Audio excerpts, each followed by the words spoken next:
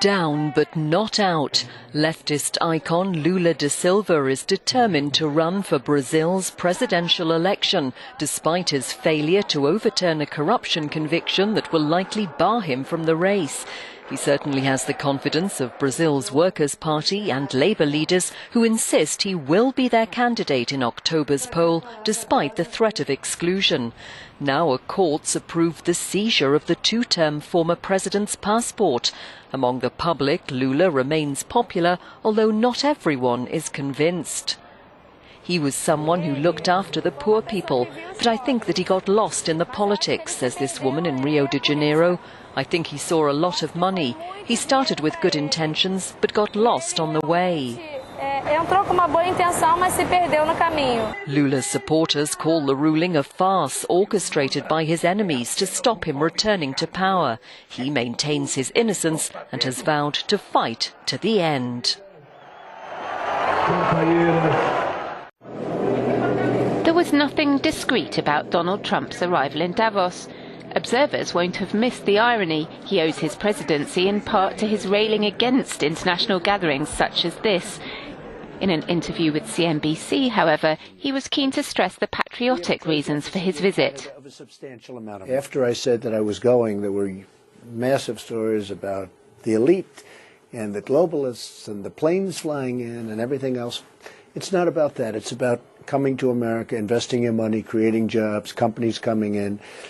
We're setting records every week, every day. The American president is widely expected to use his closing speech to champion his America First policy. And in the interview, he criticized the existing Trans-Pacific Partnership arrangement.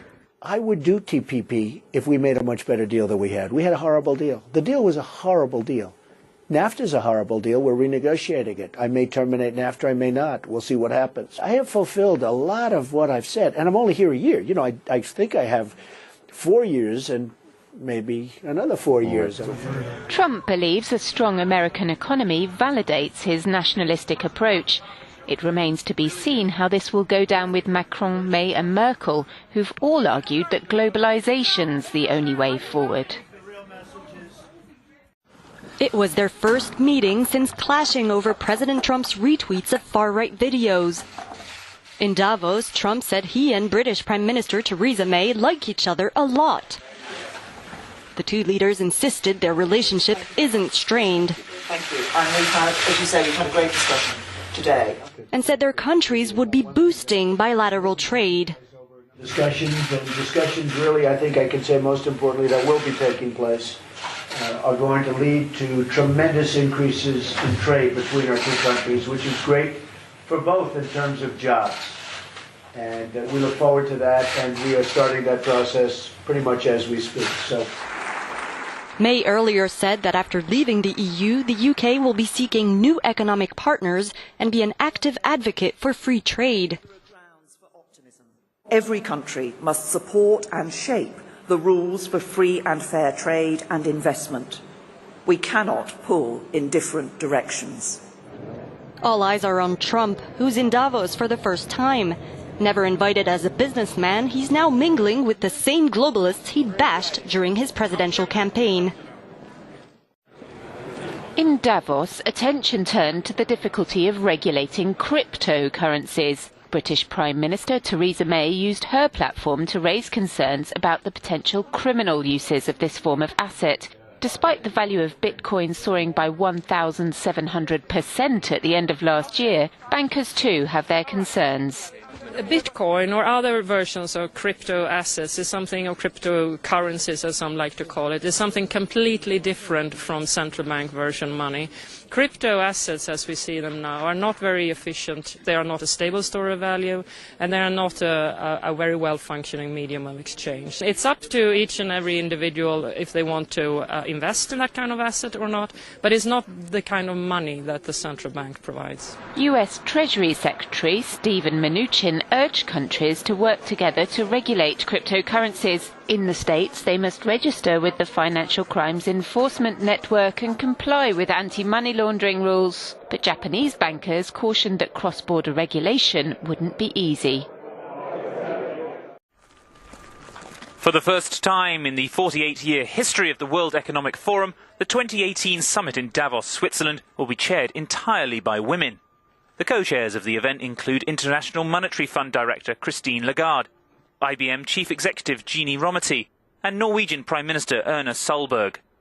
I'm really excited for those women who are leading us this year, and I hope that it's just the beginning, that we're going to have more women in boardrooms, more women leaders, and equal pay, amongst many other things. So let's make it that.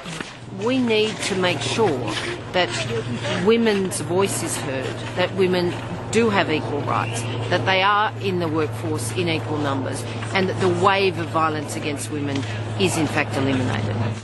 The development charity Oxfam has called for action to tackle the growing gap between rich and poor, as it launched a new report showing that 42 people hold as much wealth as half of the world's population. Gender inequality and economic inequality are linked and have to be dealt with together. We actually show in our report that the majority of the ordinary people who are trapped in poverty, who are doing the most miserable jobs with the worst working conditions and the lowest pay, majority are women. Women in senior roles in industry are still the exception rather than the norm. The 7 women were invited onto the panel in response to previous criticisms about the prominence of men in the running of the event. In Berlin, Angela Merkel's Christian Democrats have embarked on another round of talks to try to form a government. This time it's with the Social Democrats of Martin Schulz. Merkel's turned to the centre-left party after earlier talks with the Greens and the Free Democrats failed. If negotiations are a success, the two parties will form a grand coalition. My main concern is that we should work out even more clearly what the future trends in Germany will be. We'll make sure that we negotiate quickly. I believe that people now really expect us to move in the direction of forming a government, and that's why I'm optimistic, but also very determined that we should achieve results in these talks. And I believe that this is also feasible in a relatively short period of time. Our aim is that the Federal Republic of Germany should become fairer and more modern, especially in education policy, and above all a leading force in the European Union at the international level.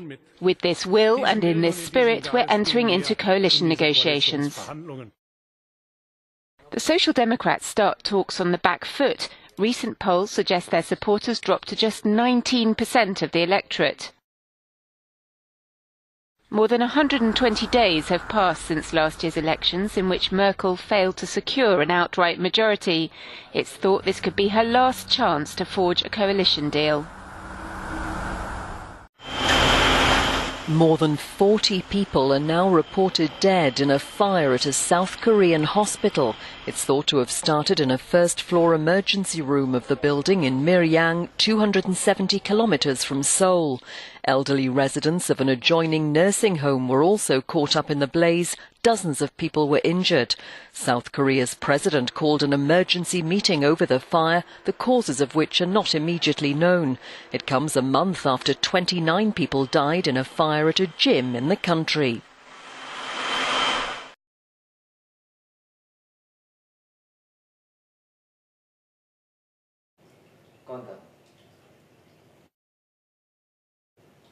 Televidente, momento para outro espaço comercial, agora no Back e Deporte.